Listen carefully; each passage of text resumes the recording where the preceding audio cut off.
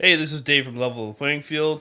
And whether or not you agree or disagree with what John and I say on this podcast, we'd love to hear from you. You can come interact with us on social media, on TikTok at LPF Podcast, or on Instagram at LPF Podcast, or on Twitter at LPF Podcast 86. And don't forget to rate, review, subscribe, whatever the podcast platform you're listening on allows. And thanks for listening.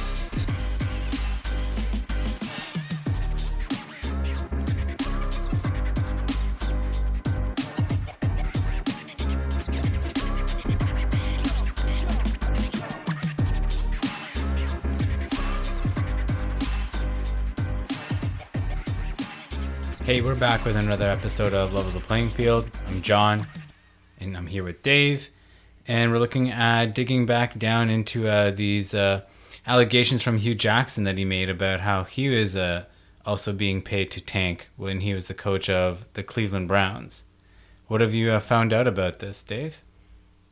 Basically, so believe however much you want, because I'm pretty sure the NFL instigated this investigation. But according to this investigation, there was no proof of any pay for losing, similar to what Brian Flores said about his time in Miami.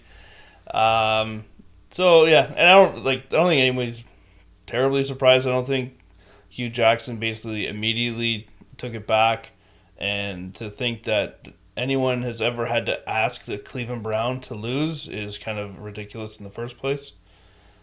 So yeah, I think he was just trying to clean up his image as a terrible head coach, and saw an opportunity and he tried to take it. But like other things that Hugh Jackson has handled in the past, he bungled this up too. So yeah, I'm not shocked to hear this either. Really, it's just like we talked about it at the time when the Brian Flores stuff was like coming out, that like for every Brian Flores that has like a huge amount of like data and evidence that sort of backs up what he's saying, there could be people like Hugh Jackson that doesn't, and then it's going to be like, yeah, me too, man. Like that also happened with me. Believe me, because like this other guy who's way more credible has stuff, but like I don't. I have a less credible story, and I'm going to just try to jump on the bandwagon. yeah, and like, so the team at the time was like, look, we fired you and we had like a winning record after you left. I think they went like 5-3 the rest of the season or something like that. And then even the comments he makes are like, yeah, they had this like huge analytics department where they said, being the youngest team and having a bunch of draft picks and da da da. He's like, those aren't things that lead to winning. I was like, what do you mean? Of course they fucking are. Like, that's like how every good team is built, through young players and draft picks. Is it going to lead to winning in like its first year of this plan? No, but I don't think anybody thought that, and that's also not tanking. That's setting a good foundation, right? Like, I don't know. There's going to be some teams that are bad, and they were one of them. It's also like a little bit strange that there isn't some level of like awareness there that like maybe the team's just also not good because you're not good. Yeah. Like, you know what I mean? Like, it'd be different if he went to a bunch of other places and then had like incredible success, but that hasn't necessarily been the case. Like, it might be the case of him being like a good assistant. I was just going to say, I don't even remember a situation where he was like a super successful coordinator. Yeah. Is he on the Raiders now? No, I think he took a job in college. Did he? Because I know he went somewhere else, and I thought it was maybe the Raiders for a little bit. Or maybe he coached in the Raiders first and then went to Cleveland. I don't know. I feel like there's a Raiders connection to Hugh Jackson. Could be. Long story short is that like it seemed like he was doing better in an assistant role. Maybe it was just like the responsibilities of the head coach, just for his skill set. Like he wanted to do too much. Maybe, I don't know. I can't imagine going to the Cleveland Browns while the Cleveland Browns were and maybe are who they are is an easy job, right? Because like regardless of their situation, it seems like Cleveland has lofty aspirations for their team, even though it seemed like the organization didn't do a whole lot to improve the team for a while. And then like we've seen that in recent years, right? They've got like an improved defense, improved offense. Now they've gone out and got Deshaun Watson. So it looks like they're actually like working towards putting out a product that can win games. And prior to that time, Hugh Jackson was there when they weren't necessarily focused on that. So No, but again, like all their goals that they set out, that he's saying that they set out, like getting younger, getting a bunch of draft picks. That's how guys like Myles Garrett and Baker Mayfield, for better or for worse, like that's how guys like that got there. That's how they're even like a respectable team now, is through the work that was put in, right? And that's kind of the shitty things. One of the shitty things about being a GM is a lot of times, if things don't accelerate at a pace that the ownership would want it or whatever, sometimes a lot of your hard work gets someone else is getting the benefit of it. yep, I think we're on the same side of this. He was there while they had plans to get better, and whether it's like intentional or not, like they definitely like just knew that they were putting out a team that wasn't overly good. They could have paid twice as much the salary and still lost or won one game in 0 games. Like, Yep. they didn't have good players when they were spending money, if they ever spent money. I don't know, but like whether they were trying to get young guys or whether they were getting old veterans or whatever, they never had a good team. Yep. So it didn't really matter. Yep. So thanks, Hugh, for entering the chat and then leaving the chat almost immediately. So, yeah. Too bad, Hugh. Speaking about some more football here, the Tennessee Titans have been in the news lately about extending Derrick Henry. And so we know how Dave feels about Derrick Henry. So why is this a bad idea? Well, I don't know. You're kind of misrepresenting what I think about Derrick Henry. You think he's amazing, Yeah. but... I don't think he was worth trading Josh Allen for. Okay. Yeah, and actually I did like more reading about it, and so he's still 2 years away from even his current contract expiring. So, like, part of the idea of of extending him is that they can lower his cap hit over this year and next year. It really, so if that's possible, and they're also talking about putting like escape clauses and stuff, because he's 28 now. By the time his current contract expires, he'll obviously be 30. Right, and running backs after 30, especially ones who have had as much work as him, are always going to fucking have a nosedive. Well, and he's a big boy with some recurring foot injuries now. Well, I think that was his first one, but it could become recurring. It's the beginning. Yeah, I think so too, but to call it recurring already is a little... It's recurring. You heard it here first. Yeah, so it really depends on what the structure of the contract, which I'm sure I'll look at and not understand at all until someone explains to me, and how easy it is for them to get out of it once he starts to be shit. But if you're tying a ton of money into somebody who's going to be 30 when the extension kicks in, then that's obviously it's very, very stupid. Yeah, I definitely think this is for them, right? It's to protect themselves and not have just dead money in a running back that you hope can play for longer because he's an exciting player, but the pattern of running backs, unfortunately, that are workhorses like he is, like a every down back kind of deal, doesn't look very good. The outlook doesn't look great, not because he's a terrible player or doesn't take care of himself or any of those things. It's just, unfortunately, that position, your body wears down. And to extend him into his 30s after this deal, it could only be to reduce the salary cap hit and to provide a way out that is amicable perhaps for both of them, so that's not going to be like this ugly split. So I think you're right with your analysis on it. It's just making it a bit easier to part ways when that time comes, maybe at the end of his current contract. Yeah.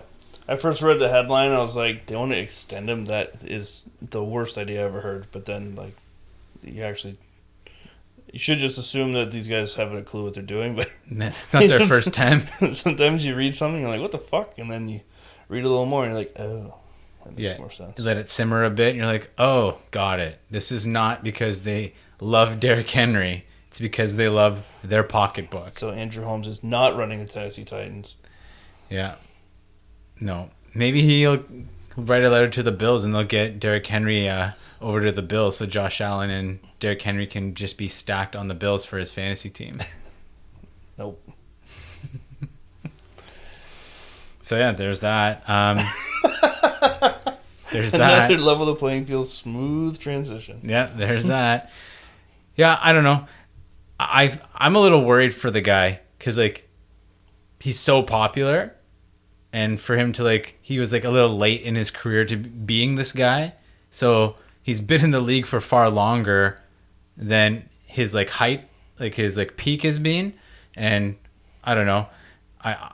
I guess like just like personally, I feel a little bit sad that like this guy who's clearly a very good player is going to be cool for like 4 seasons, and he's been around for a while and like didn't come into his own for whatever reason until later on.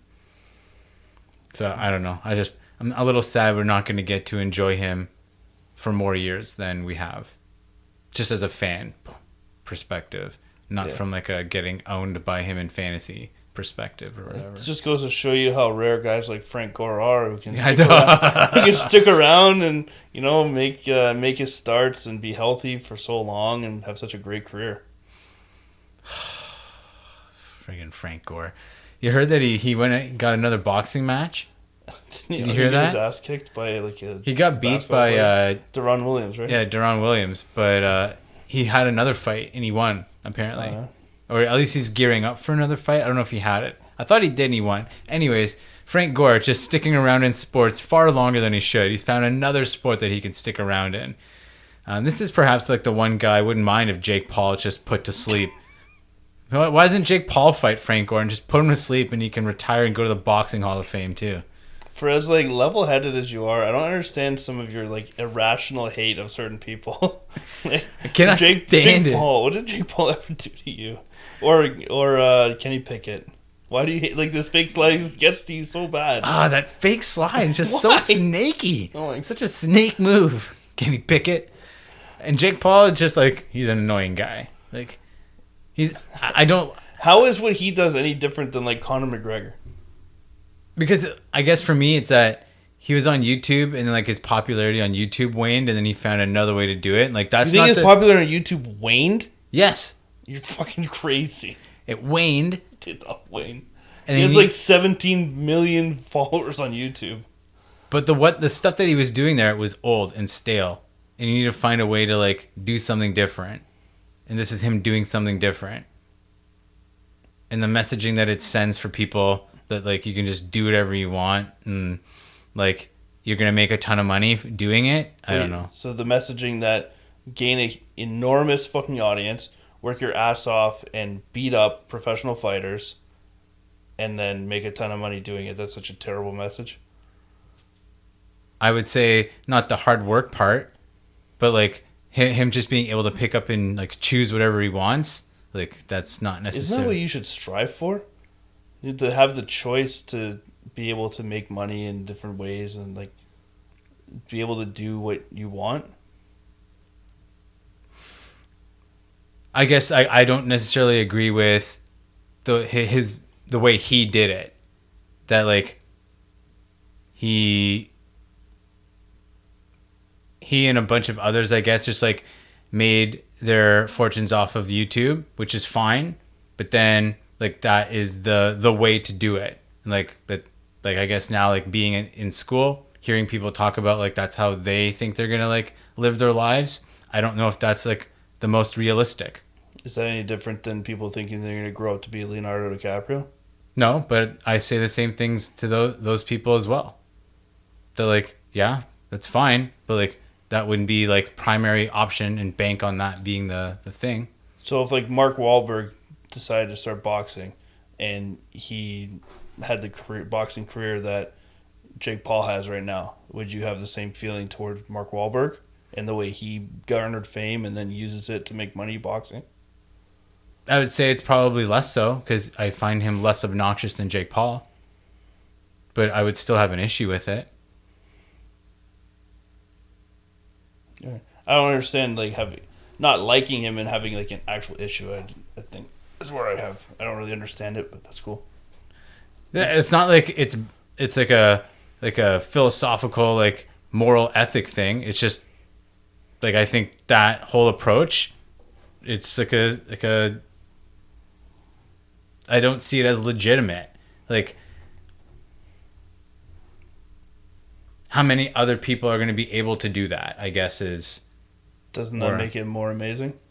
for him, sure. But again, like, I guess where I'm looking at it is he did this one thing, and for whatever reason, hard work, his editing skills, the content he was creating, Being the first one to do it. Whatever. Probably. right? Whatever it is, cool, man, you did it. And then it's like, okay, now I'm stuck in this space where I don't know what else to do with myself, and now I'm just going to do this other thing and like not talk about the hard work necessarily, not talk about what he's doing, just being like an obnoxious loudmouth. I think that's where like that stuff really bothers me.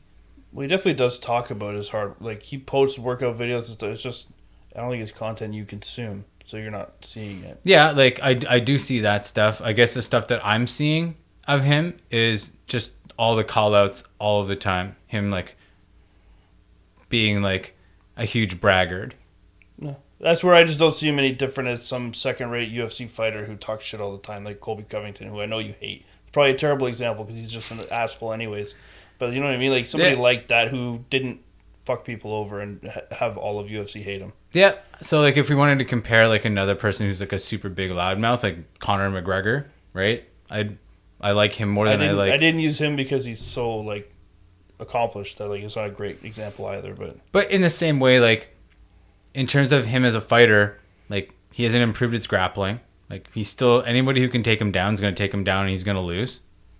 And in terms of like being a stand-up fighter, he's not the best stand-up fighter when he's in the octagon with people anymore, right? Like, so in the same way, like he made his money off of his mouth and being a braggart, and I guess it's just the approach to it. I think Conor was better. You like the rags to riches story, but it's not even rags to riches. I don't know how poor Conor McGregor was.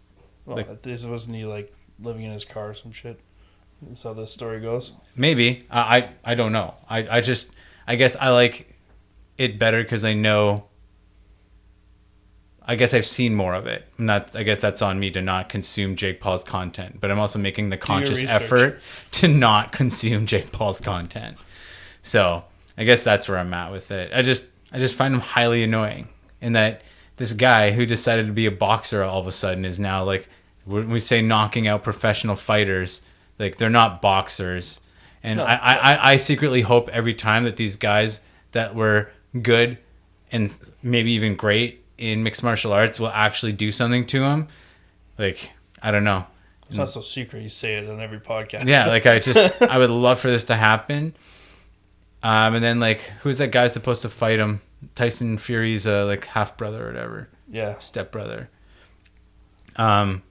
Like that fight didn't work itself out, and now like they're not trying to like rebook that fight. Like that's the kind of stuff I'm like, oh. There's something fun. There's something weird about that. Either it was all for publicity in the first place, or I don't know. There's something strange about how that all went down. Well, and like even all the things situated around all of his fights, like he's knocking them out. It looks like they're getting knocked out clean. So like I'm not even gonna say that like they're staging it or that they're taking dives. It's just like what's going on here, where like he's been able to be this successful and people are allowing it. And by like allowing it, I mean like agreeing to the setups of the fights. Yeah. They should, well, as I say, they should make them more like official length fights, but the UFC fighters he's fighting aren't used to fights that long either, so that I'm not sure if that benefits them anyways. Yeah, and like for me, I think it's more about weight. So like he fights at like 195 pounds, and like the guys that he's fighting don't always weigh the same. Well, Woodley did though. Woodley's up there, is he not? Well, he fought as a welterweight, and like, but he didn't have to cut weight, so I'd imagine he'd be in the ballpark. But like some of those other guys, they were not close. Ben Askren just flat out didn't give a shit. Yep, he was there for a paycheck for sure. He was like, "I'll collect a cool milli off of this." That was Jake, right? Not Logan. I can't. Jake Paul beat Ben Askren. Yeah. Jake Paul beat Tyron Woodley. Jake Paul beat, I don't know who else. Doesn't matter. Is he the one who fought Nate Robinson too? No. I think so. It's not really the right. Like for him, so I guess what I'm waiting for is like, when is he gonna have done enough work, all this hard work in the gym, that he's gonna fight like a legitimate like boxer? Well, that's who Fury was supposed to be. That's what we were gonna all see, but then for one reason or another, it didn't happen, and it doesn't seem like it's gonna happen. So yeah, somehow we ended up in the Jake Paul universe. So even when I don't really want to end up here, we in talking about this guy, we've given him some shine for whatever reason. So another great transition here. They're the Arizona Coyotes. Yeah. They are just a bit of a laugh in the NHL. I know that they were just recently announced a stadium deal with the University of Arizona or Arizona I State. think it's Arizona State. And they're not even allowed to put their logo on the ice. Yeah. So, like, these guys are just, it's a joke, right? Like, it's just a running joke that this team is allowed to exist. Yeah. So first, I'd like to acknowledge that John always goes out of his way not to describe. I specifically word things, and he's like, "No, I'm not gonna say this." I called them cucks in the notes, and he didn't want to say that. And I was watching his brain like actively work around that at the time. I thought it was funny. Anyways, yeah. So they moved into this. They signed a lease deal to move into this stadium or this arena that seats like 5,000 people, which is already fucking disgusting for an NHL franchise. It's like smaller than Copps Coliseum, which was supposedly unacceptable for them to play in when that Rim guy wanted to buy. Jim Balsillie. Yeah, that guy wanted to buy the team. It's like I'm in your brain, too. It's like he's thinking about this guy. Come up with the answer for him. Well, I rely on you so much. It just happens naturally at this point. So yeah, and now like they're not allowed to change the logos on the ice away from the Arizona State to have like Arizona Coyotes logos, and it's just It's embarrassing. This is embarrassing. It's so stupid. And they've had like several opportunities. The league's been paying for their expenses for God. It has to have been like over a decade at this point. Like, I understand wanting the Southern. You've been so successful with so many other Southern franchises. Why do you have to hold on to this one? Like, both those Florida franchises are in the fucking conference semifinals right now. The fucking Sharks were great for 20 years, never got there, but Kings are in the playoffs. the Kings won like 3 cups or 2 cups. The Ducks won a cup or 2. The Stars are were in the playoffs this year. Yeah, the Stars are on and off good.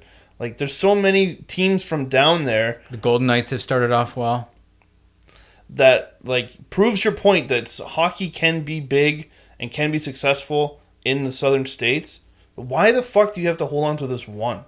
Yeah. Let them go somewhere else. Let them go add money to the fucking revenue sharing pool in a Canadian city. Like, what the fuck is the problem? I don't understand. Yeah, so when you were talking about arenas, I'm pretty sure that was the reason, well, one of the reasons why they won't allow a franchise back in Quebec City is that they said that the arena was also too small there. Right. So that doesn't make a whole lot of sense now, and I'm sure that there are people very angry that the Coyotes have been allowed to do this. Something else as I've been listening to PTI on their podcasts, Michael Wilbon, he spends time in Arizona. Like, I guess that's where he goes during the winter. And he was saying that Phoenix is the 6th largest city in the States. And so put the team in Phoenix. Right. And so I think that, unfortunately, that's probably not going to happen because of how this whole situation has worked itself out. But the reason why you're like, why they keep trying to make Arizona a thing, I think that's part of it, is that like it's an untapped, I'm air quoting on a a podcast. They're trying to make it happen there because they know that's a big untapped market, and they think that keeping the team there, things will eventually turn around. But then this is counterintuitive. Like, to put them in a college arena where they get zero branding of any kind. Like, when you walk around that arena, it feels like they don't have their own space now. I would imagine that's what it's going to be like. Yeah, I don't get it. Like, I agree with you. I don't get why they're continuing to allow this to happen when there's been so many other instances where like it just didn't happen. Like, they tried in Atlanta for years with the Thrashers, and they realized it just wasn't going to happen, and they got them out of there. So, yeah, Well, to your point. I think the owners kind of took the power out of Bettman's hands with that one. I don't really remember exactly how it went down, but I think that was like the Atlanta owners were like, we're moving the team and like whatever, right? And then they sold it to whoever's in Winnipeg. Yeah, it just. But like, there are people who are ready to buy a hockey franchise. Yeah. So it's if you put a hockey team and pretty much anywhere in Canada, it's gonna make money. Like be a profitable enterprise, right? Aside from the fact that just like these sports franchises just always like the housing market, they just always go up. No matter what you do to them, you always sell them for 10 times what you bought them for. So yeah, there's got to be multimillionaires, billionaires in Canada just waiting for the opportunity, and or even like if you want to, I don't know, whatever. Like I'm not paying attention to the Northern American states. Like maybe Rhode Island wants a team. I don't think the population there is that big or whatever. But whatever, like you know what I mean. Any other like Northern American state or move it anywhere, but just don't put it there. But you fucked it up. You didn't put it in Phoenix in the first place. And now, why would the city of Phoenix even? Because they're gonna have to do some moving around. They're gonna have to. You're gonna have to come to some kind of agreement, probably with the Phoenix Suns owners, and have them in there at least temporarily to make it work. Because you're not gonna have an arena right away, Yeah. and then you have to like fit that arena, building. Like that building is not equipped to have ice in it right now, right? right? So you're gonna have to add the cooling system and everything, and so there's for sure gonna be costs that the teams gonna be like, listen, we're broke. We need the city to help out, and why would they? You've been a fucking failing franchise for like 30 years. Like for that, why would as long as anybody you've help been you? in the league, you've not been great. Why would it be like, yeah, this is a good idea? Like all these people from Phoenix who have been like basically disrespected by being like, yeah, you can drive out to Glendale if you want to watch us, and like go out of your way to take on our product. Like, why should they care? Why would anyone there want to go to that? Yep, I agree. I'm trying to think of like places they could go. Do you think that they would be all right in Portland? I don't see. I don't Right? know. Like, I I don't don't know know. how the Seattle being there will affect that. Right, if there's just not enough interest for two teams so close together, but I don't know anything about the desires of hockey fans in the. What about Milwaukee? Make that happen. Yeah, I'm just trying to think of like other northern states that like don't have hockey teams. yeah. That have other professional teams. Yeah, I don't know. I think the Brewers draw okay. So like, there's The people Bucks there. are doing just fine right now too, right? So Yeah. might be the time strike while the iron's hot. And I know that just selfishly, I've looked into Milwaukee as like a stop on the way to Green Bay if we ever made a road trip to Green Bay. And apparently they did like a ton of work like rejuvenating their like downtown core, right? So it would make sense that like, oh, like we want to be cool, check it out. We also got a hockey team now. Yeah. So I don't know. But obviously this experiment in Arizona has failed time and time again. No, it went so. Like I said, it went so well. So many other places, just fucking let it go. Yeah. Well, and like Unless unless this is like tinfoil hat stuff, but like, unless he likes that, oh my god, he's gonna fucking die. they're going to send the enforcer in this Calgary Flames Edmonton Oilers game. Mike Smith just got killed behind his own net. Yeah, very awkwardly sent into the boards. It's okay. This guy just jumped on a huge pile, so that's going to solve everything. I completely lost my train of thought now. I think it was Kachuk again too, which is going to be. We're just going to watch this happen right now. So this one guy on the Flames is just crying that Barry's got him down.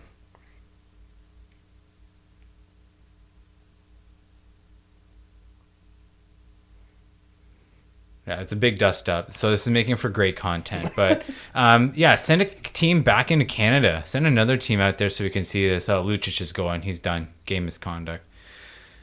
What was I saying? I'm talking about Arizona and how you had tinfoil hat conspiracy theory. Unless Holy shit. oh yeah, fucking Lucha's piece of shit. Unless like for some reason or another, Bettman likes that having Arizona there suppresses the like revenue sharing and like keeps the salary cap lower for the other like small market teams that can't necessarily have a $90 million payroll or whatever it would be if this team is successful. Like that's one crazy reason that I just came up with on the spot that could be why they want to keep him there, but I really don't know. or that I know that in talking with our friends, having a team like an organization pay like a huge fee to have an expansion team versus like taking on like a sinking ship, right? Like there's way less money to spend on Arizona if they were putting it up for sale, but they're not. But they've done that already too. Like, how many more teams other than the 32 that they have are they going to have now? Right now you've done your expansion. You're not going to be able to do it again for a long time. Now you have to fucking move this team. Well, I look forward to the North Dakota North Stars, the South Dakota South Stars, the West Virginia West Stars. Become the CFL where every team is the Rough Riders. Yeah.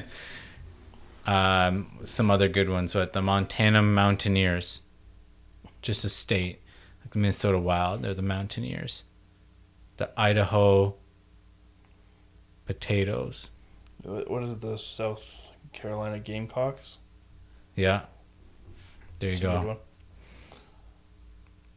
So Antonio Brown wants to be a Steeler.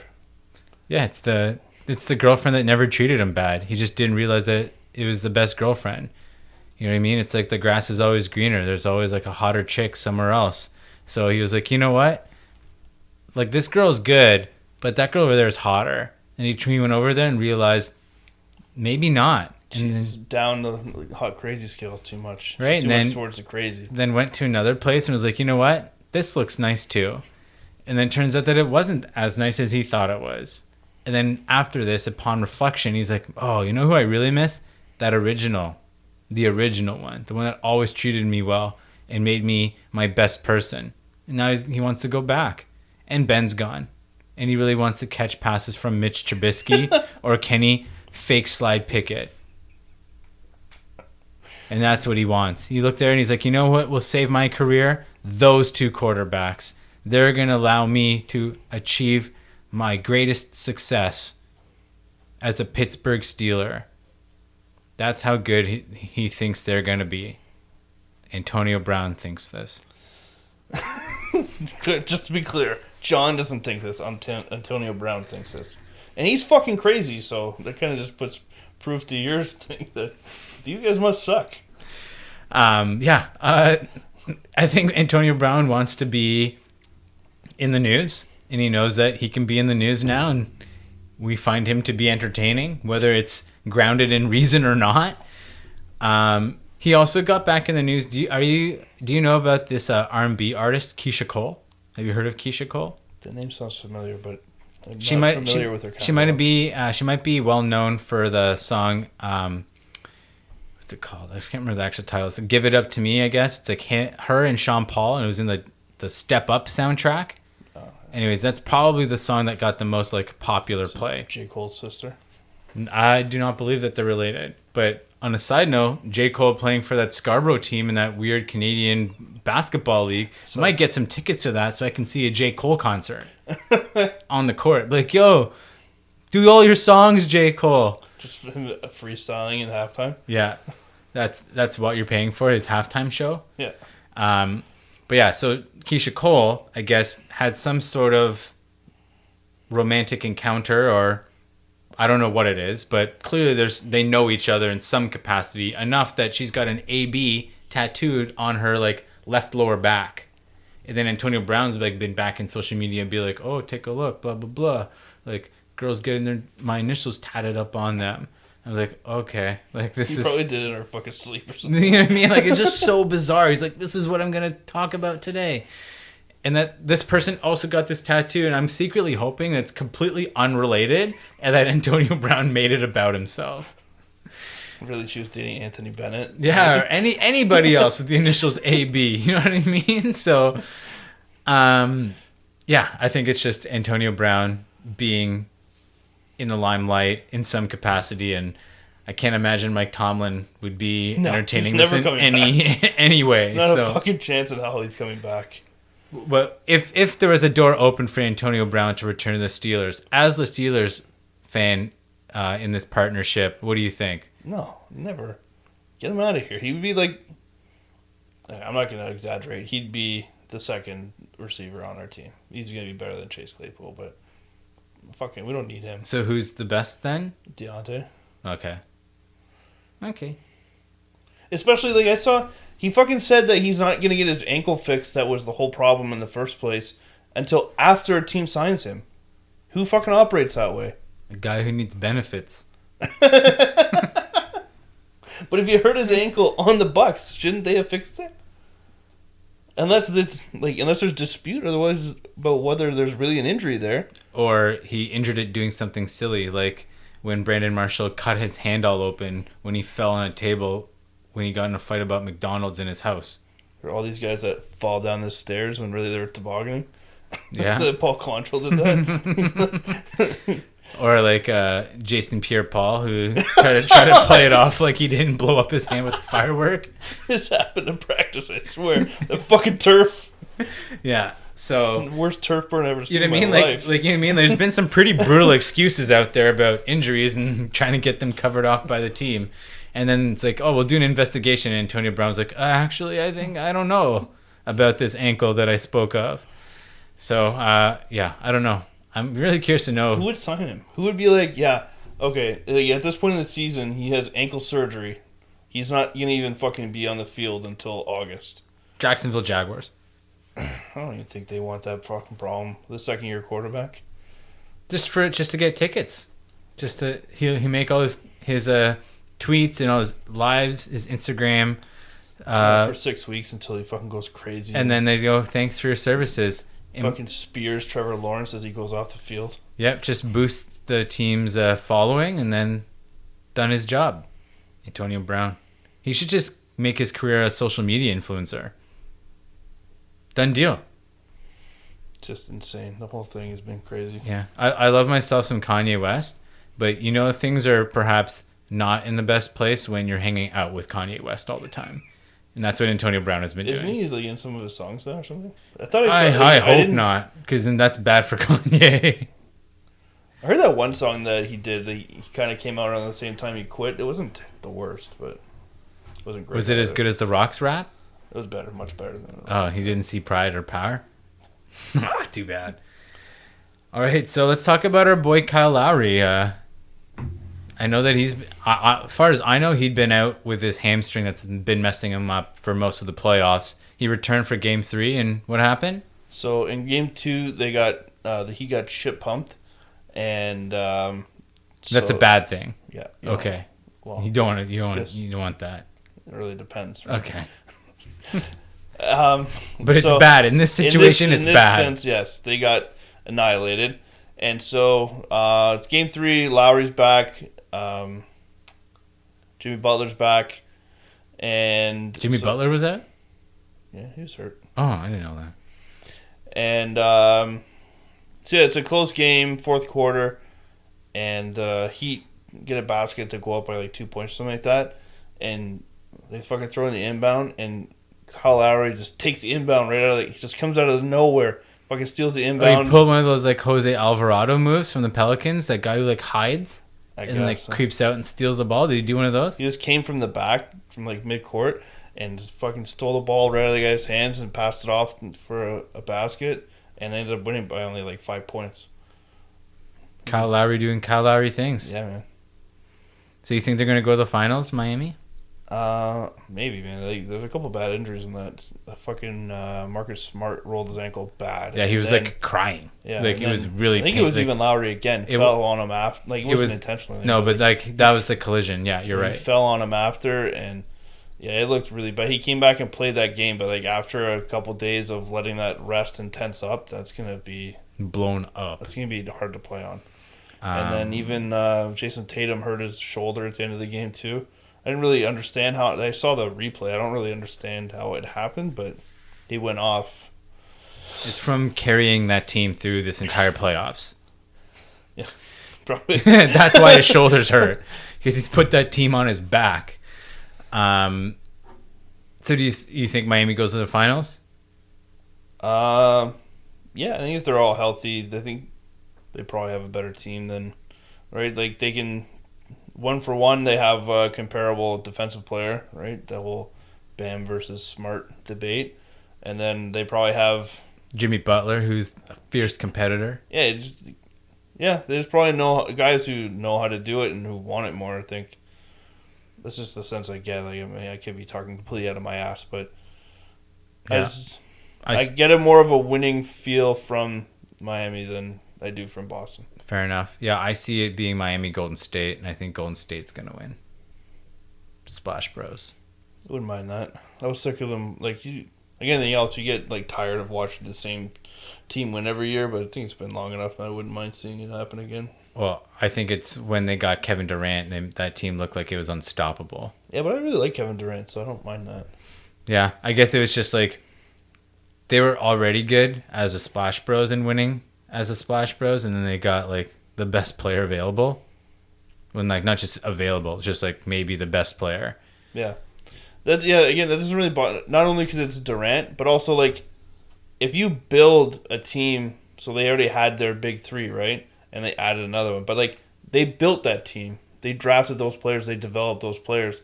And I don't see it the same as like Miami with Bosh and Wade, and like Wade was homegrown, but Bosh and LeBron obviously weren't, and same with some of the other teams, like the Boston teams that won. Again, they had Pierce, but like Garnett and Allen came from somewhere else. It was all seemed very less so with Boston because they're all trades, but they all seem very manipulated and whatever. So yeah, having a great team and adding a free agent, like that's sports. Like if you do a better job of holding on to your assets, I guess Oklahoma City. Fair enough. Don't let Russell Westbrook poison the well. Yeah. Well, good job, Kyle Lowry, to come full circle here. Happy for Kyle that he went somewhere, and I wasn't sure about Miami that like they were gonna maintain like that level of success, but they have. So, it's been cool to watch him be like good again, right? Because I don't know, it's probably just like because he was here and the team sucked, and you're like, so like your opinion of him kind of dwindles. But like he's been there, he's been productive, he's on a winning team, he looks good again, and it's probably the exact same guy with a different perspective. But it's fun watching him. He's done enough here that like you want to see him go and be good, even if he's somewhere else. Well, and like I would argue that perhaps he's even their third option at this point. Like it'd be Butler and Bam. Whereas last year when Siakam sucked and Barnes wasn't there yet, and Anunoby missed like 60% of the season, he was number one.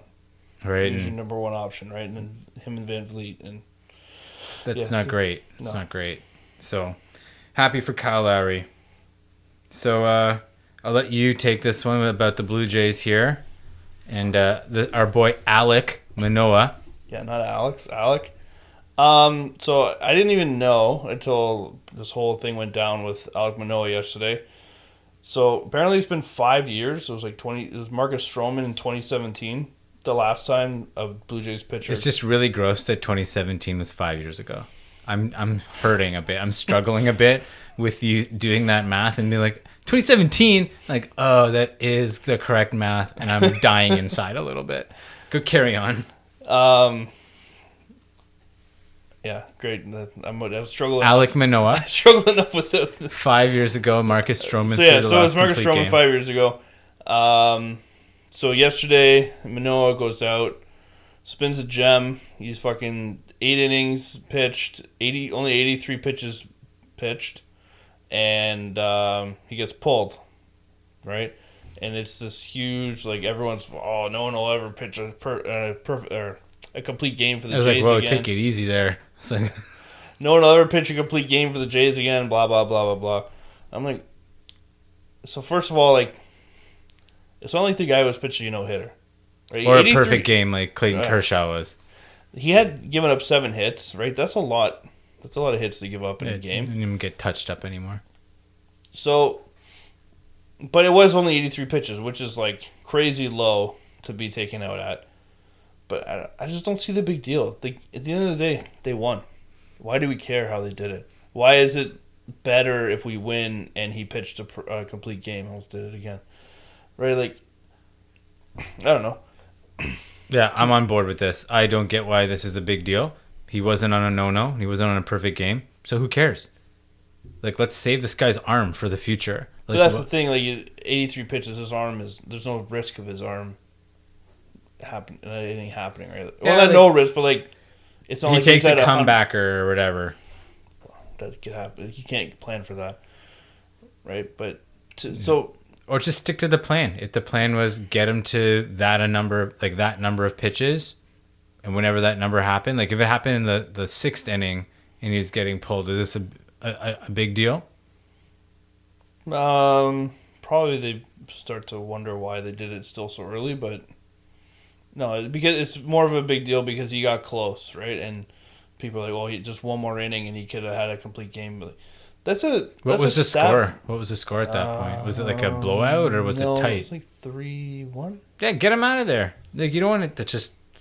Yeah, And like it was isn't the there same like a situation, right? And so Romano comes in. He's arguably the best, as Montoyo said in the press conference. He said he's the best, but obviously there's argument there. he's one of the best. He's one of the 5 best closers in baseball. Today. Ray Romano. Everybody loves Ray. And You didn't even correct me, eh? Just let it happen. I know what you're doing.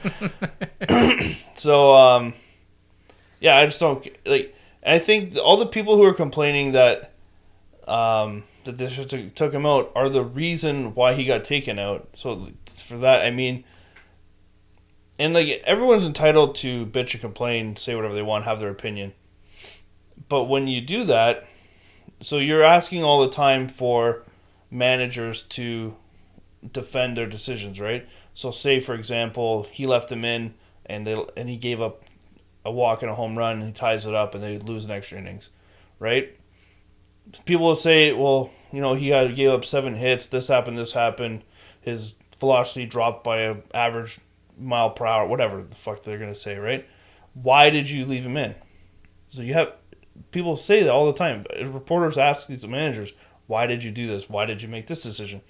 So when you force people to answer these questions all the time, they have to have, at some point, they're going to find a way to have a decent answer. So that's where all this analytics comes in that everybody seems to hate, right? So you want me to explain Do you why hate analytics? No, I love analytics. Okay.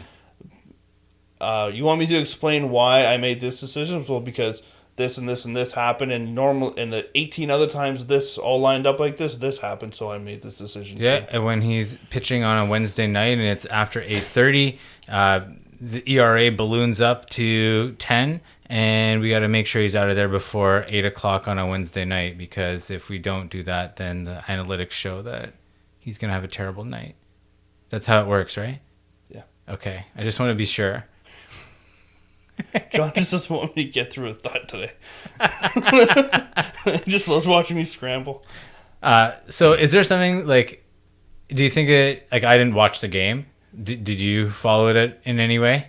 On my phone, I was out. So like, is there something to be said like he'd faced the lineup twice and like it was going to be the third time? 4th time through the lineup. And it's like, there's analytics around that too, right? Yeah, that, every time. So first and second time, you're good. Third time, you take a huge dip.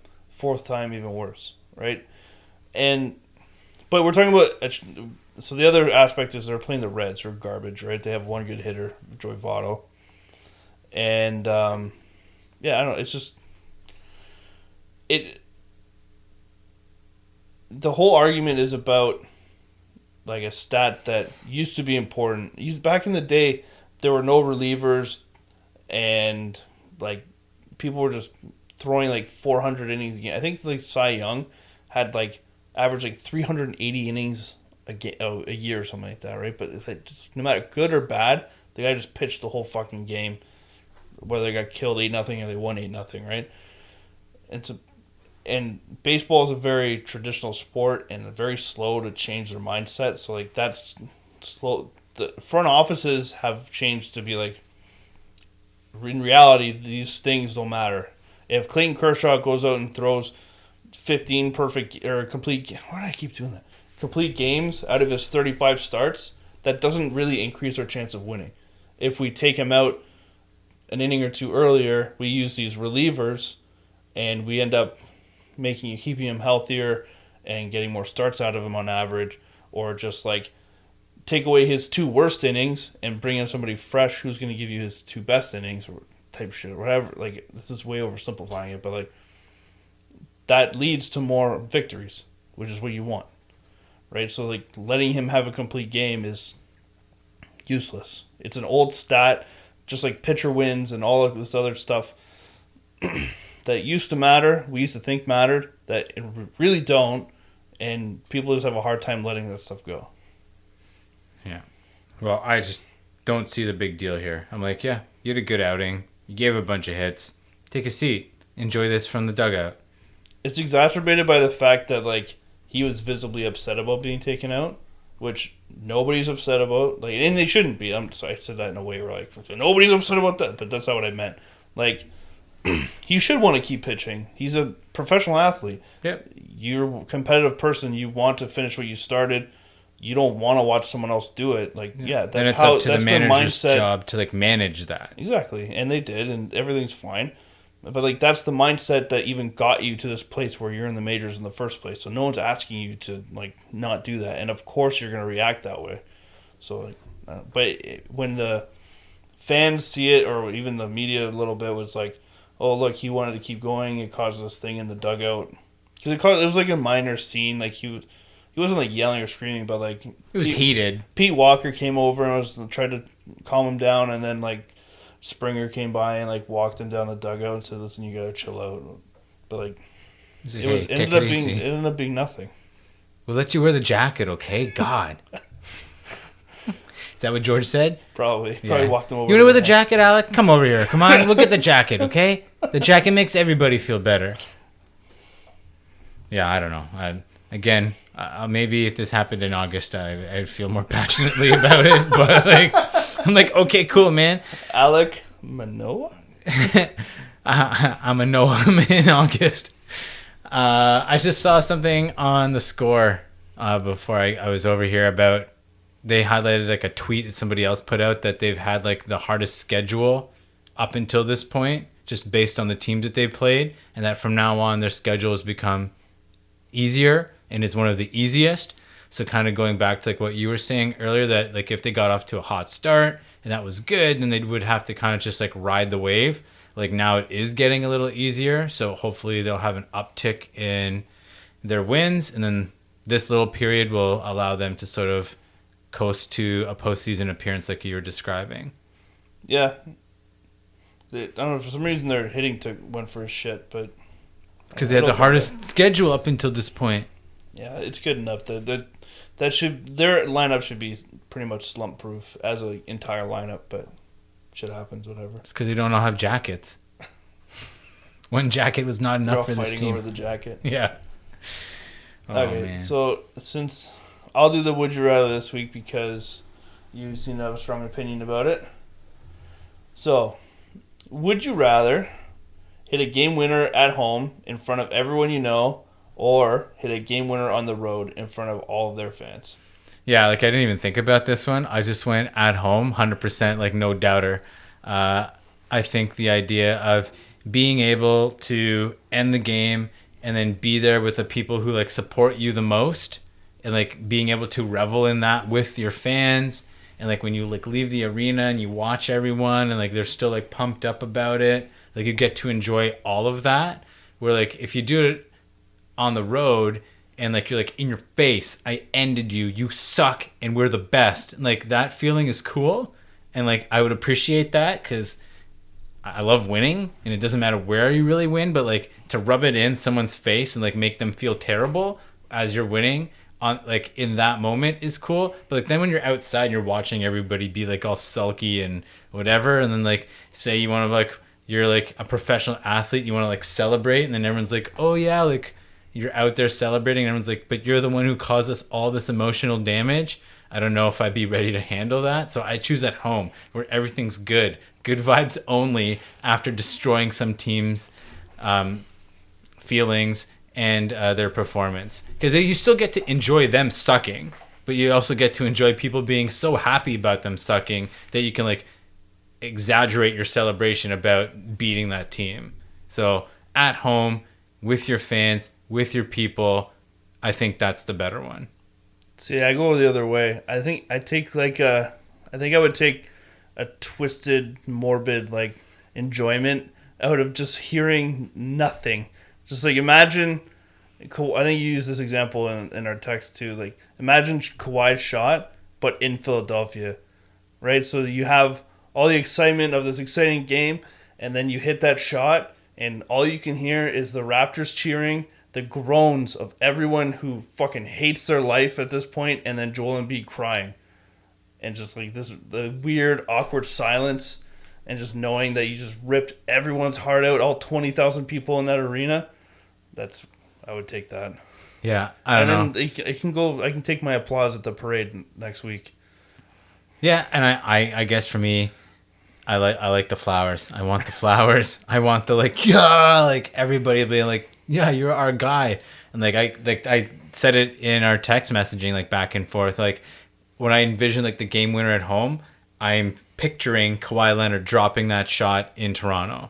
And I like just that moment and like watching the fans, like watching all of us who are watching at home, all of that. And I guess like it's also the age we live in, because I got to see a bunch of clips of Philadelphia fans like watching in their homes. And there's that one clip I think that we've all seen where the family's like on the edge of their seat watching it, like no, and then it happens and like everybody's upset and the kids are crying, the guys are in the kitchen like, I can't believe this is happening, and like there's women there like trying to like be like, oh, did it go in, what happened, did we lose, we lost, and like so I got to see their hearts get ripped out, but then also watch like all the positive, and like that's a bit, I guess like I'm cheating a little bit. You're imagining you're Kawhi in this situation, you're not seeing all these videos. Yeah. But even still, I think watching that replay the million times that I've watched it, like I watched him celebrate a million times. Like I've watched Gasol celebrate, Ibaka, Van Vliet, like the team celebrate, the fans that are right there celebrating. Like when they pan the camera out, you can see all of that. Like all of that's really cool. Seeing Jurassic Park, like all the time, like seeing all like the excitement. I think that for me, that's why I find it like agree like the soul crushing of an entire fan base in their face, in their space, like all of that. Like there is a certain level of satisfaction. I just think I enjoy like being able to celebrate, and no matter how good I felt away and how like excited I would be, my celebration would be muted a bit because there's nothing to feed off of for me. Where like I hear you say like you'd feed off that silence and be like, this is why I'm excited. Hearing the groans just be like, oh, it would just be amazing. But yeah, that this was a good one. Yeah. I thought about it for, like I said, a split second, and I was like, you answered pretty quick. I was like, do I want? I'm like, no, absolutely not. I was like, no, I'm all about doing this at home. It's definitely is choosing from like two crazy good options, but like because I remember. Like, I still get chills thinking about that Kawhi celebration or the bat flip home run Jose Bautista in 15. Like, yeah, listening to the crowd erupt is, like, something that you can't even describe. But I don't know. I think as a competitor, especially, like, in a hard-fought, you're listening to just... I'm trying to picture, like, you're in their stadium, they're talking shit to you, and you're taking all their crap, and because you're a professional athlete, you have to be polite back.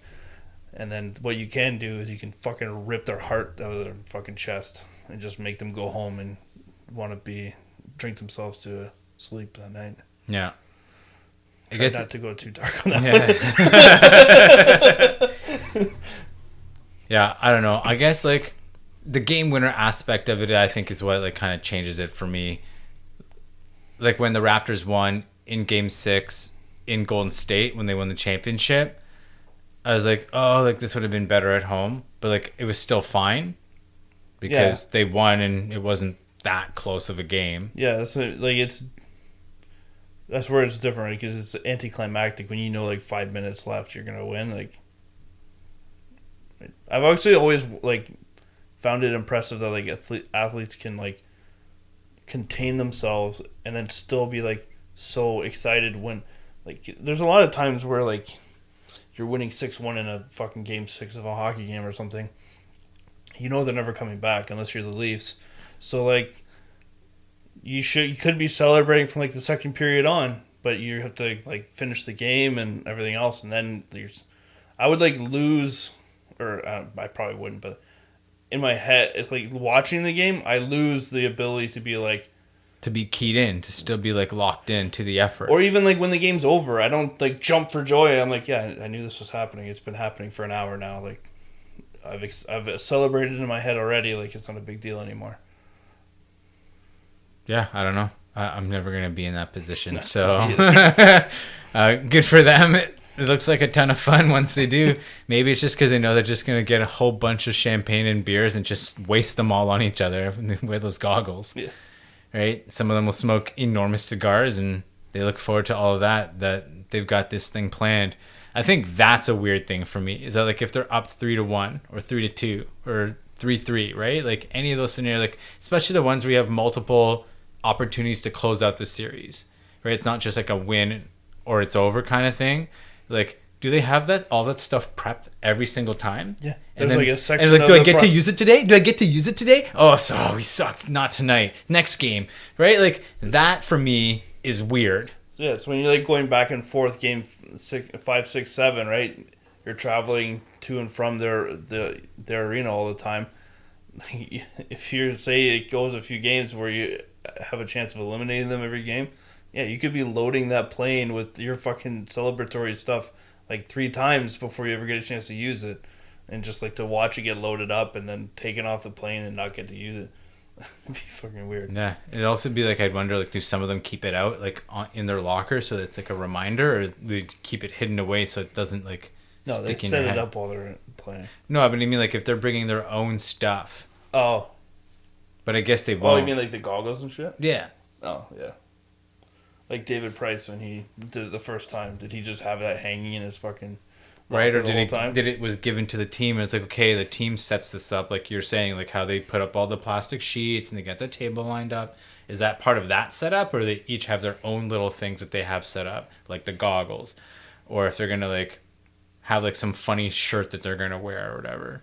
How fast must you have to be if you're like, say you're like Game 7 overtime, you have everything set up so they can come in and destroy the place. Or do And they set it up lose? and then they have to rip it down Yeah, really exactly. fast? And then the team that loses, you have to be like world record fast getting that shit down, or you're gonna get wrapped up in it. Yeah.